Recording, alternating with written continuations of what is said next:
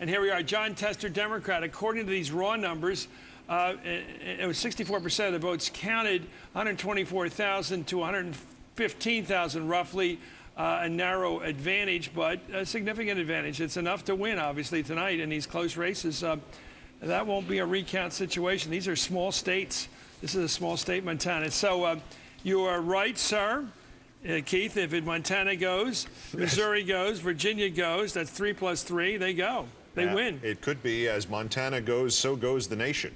Well, does that not segue us perfectly into our next three guests? Brian Williams of NBC Nightly News, Tom Brokaw, anchor emeritus of NBC Nightly News and something of an expert on the region, and of course Tim Russert, NBC Washington bureau chief and moderator of Meet the Press. And Tom, let's start with you. As Montana goes, so goes the nation, perhaps? That could very well be the case in the Montana Senate race. I'd like to know what counties are still out.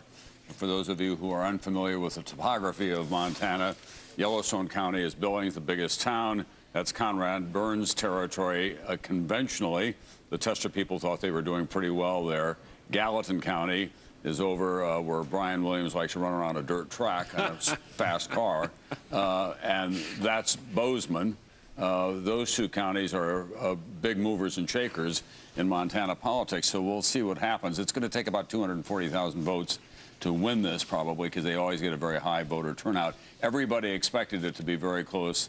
The Tester people thought that they had closed quickly yesterday and were doing well. And the exit polling shows that Tester was doing well among males and females, better than Conrad Burns. That should be a strong indication for him, but this one is up for grabs.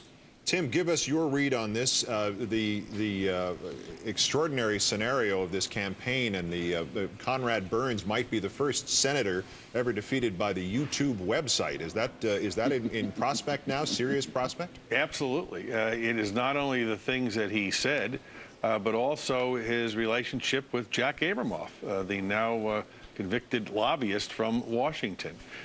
Keith, the irony in all this, of course, is if Conrad Burns loses and the Democrats recapture control of the Senate for the first time since 1994, the new chairman of the Senate Finance Committee will be Democrat Max Baucus of Montana.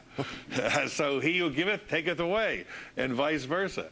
It is quite striking as we sit here now at 2 o'clock in the morning, contemplating the real possibility that the Democrats could get this trifecta, Missouri, Virginia, and Montana, and control both houses of Congress for the first time since 1994 and the Republican Revolution of Newt Gingrich.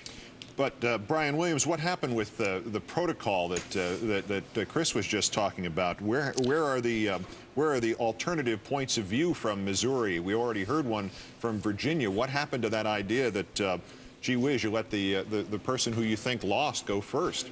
Well, that's the thing. You know, Frank Capra doesn't write these, and Frank Capra never wrote a script where at the end lawyers come in. And they come in on Gulfstream 4s with beautiful shoes and briefcases. So a lot of this isn't going to go according to Hoyle. There were so many scenarios tonight. Who had it that at the end of the night, who predicted it, of all the people in the blogosphere, print journalists, that we'd be down to this kind of Republican firewall has become the term du jour to describe this protection. All that remains between Republican and Democratic control of the U.S. Senate. What a storyline tonight. And Tim, Brian just used the term firewall relative to the Montana race, which might in fact be decided by how Conrad Burns, in some part anyway, Conrad Burns characterized visiting firefighters. The ironies just pile upon each other. And on and on and on. And think about Missouri, Keith, and what is deciding that? Stem cell research, embryonic stem cell research, huge role. Michael J. Fox and Rush Limbaugh, a native son of Missouri. Yep. And think about Virginia in Macaca by George Allen.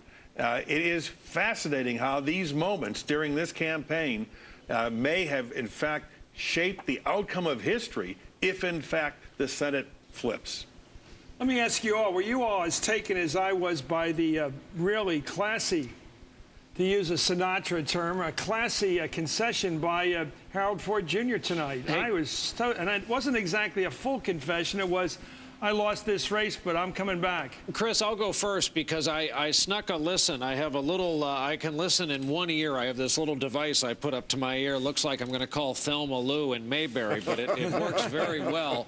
And I did hear some of that speech. I heard the part exactly where he talked about getting Potomac fever at the ripe old age of 4 and how that district, in his words, took a chance on him at 25. We just went down there last week, spent some time with him.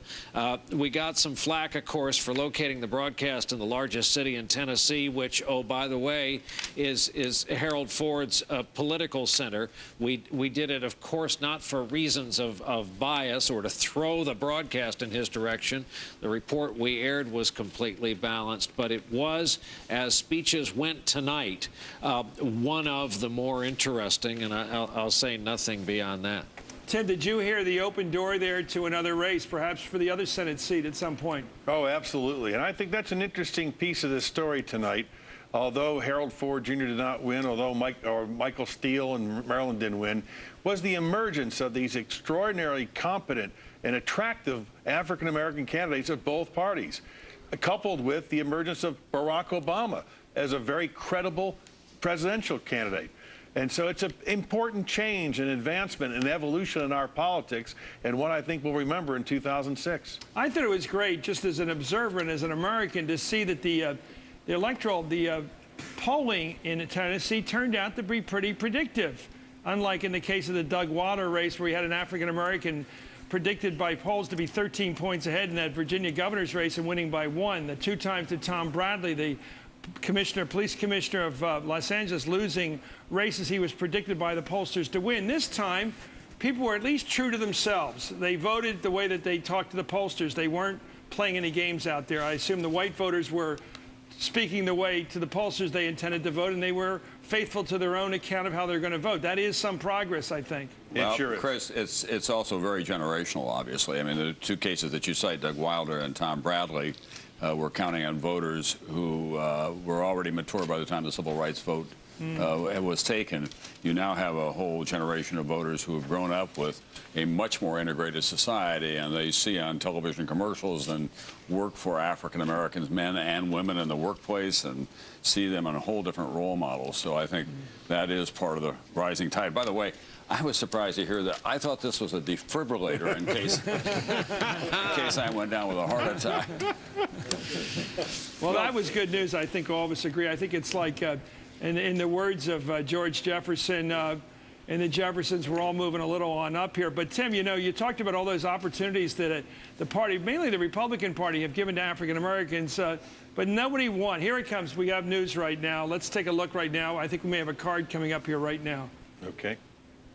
Clair McCaskill, here it is. NBC News projects when all the votes are counted in the state of Missouri that the winner will be Clair McCaskill, the Democratic challenger, defeating a very strong, resistance, defiant re-election campaign by Jim Town, a man who had no, as someone said, had no firing offenses this year, did nothing wrong, had no severe constituency problems like Rick Santorum had in Pennsylvania, and nonetheless went down before this wave. And Jim Talent has just conceded this, so this is more than just a projection here. This is also now the Republican Party. We're getting it done saying somewhat out of order right now. Tim?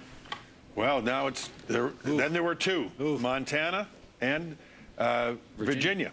And if, in fact, those trends hold, you could decide the fate of the United States Senate with 3,000 voters from the state of Virginia out of more than 2 million cast. This is extraordinary. But it really does give an awful lot of credence to that notion that vote turnout really does matter. And all that energy and all that money and all those attempts to try to galvanize the support clearly is being reflected tonight. It really is important, as we could see in the next a couple hours. It's quite a recruitment effort by Chuck Schumer, I must say. Chuck went out and found, the Senator from New York, chairman of the campaign committee, went out and found an interesting group of people, a pro-choice a man from a beloved family in Pennsylvania, Bobby Casey Jr. He found a man of tremendous military accomplishment and commendability, Jim Webb in Virginia, a man right out of the military, almost a John Warner type, another former Secretary of the Navy. And then he found a guy with a crew cut up in Montana, Tom.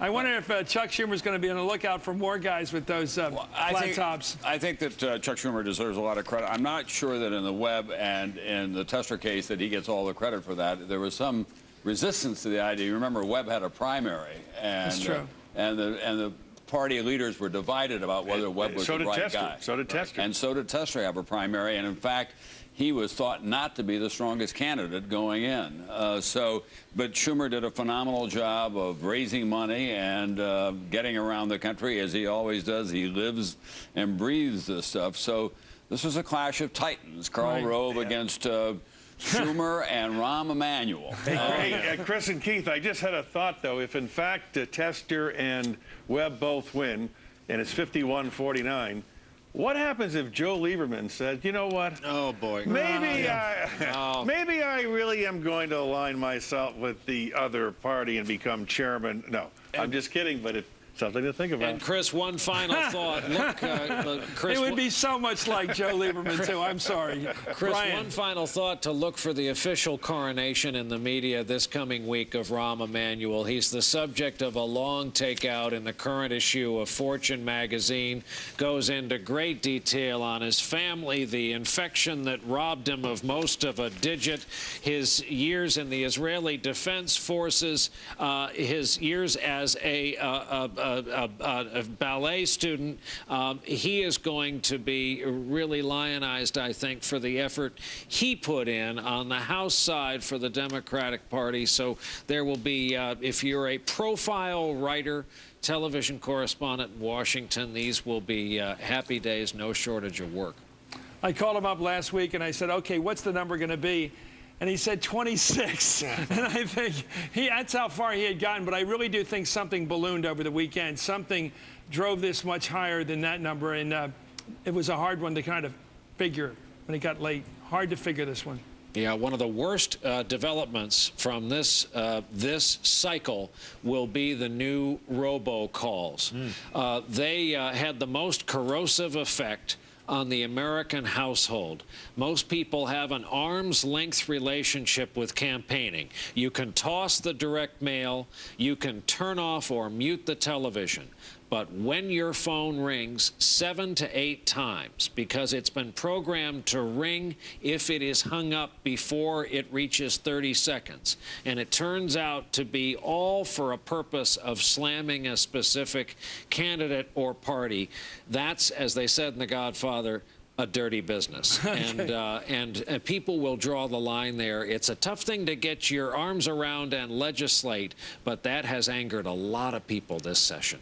Thanks a lot, Brian Williams, Tim Russert, and Tom Brokaw. Former president of the United States. You just